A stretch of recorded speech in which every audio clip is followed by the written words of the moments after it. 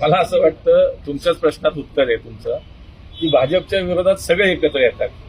मला असं वाटतं की तुम्ही नाव सांगितलं की राष्ट्रवादी दोन्ही एकत्र येतात वगैरे, ठीक आहे. शुभेच्छा त्यांना, पण भारतीय जनता पार्टीची निश्चितपणे पुणेकरांची इतकी भक्कम साथ आहे आम्हाला. त्यामुळे विधानसभा असेल, लोकसभा असेल, महानगरपालिका मागच्या तिन्ही निवडणुकांमध्ये प्रचंड समर्थन पुणेकरांनी आम्हाला दिलं. त्यामुळे मला विश्वास आहे यावेळेस ते दिसतंय समोर. आणि मग काय करायचं तर सगळे चला एकत्र लढू. आता याचा अर्थ की समोरचा पैलवान ताकदवान मजबूत दिसतो म्हणून हे सगळे छोटे छोटे पैलवान एकत्र येतात. आजच्या ह्याच्यामध्ये आमदारांकडनं कशा पद्धतीचा फीडबॅक आपल्याला मिळालेला उमेदवारांसंदर्भात काय चर्चा झाली, विश्लेषण चालू आहे, नावांवरती बोललो, पक्ष म्हणून, युती म्हणून.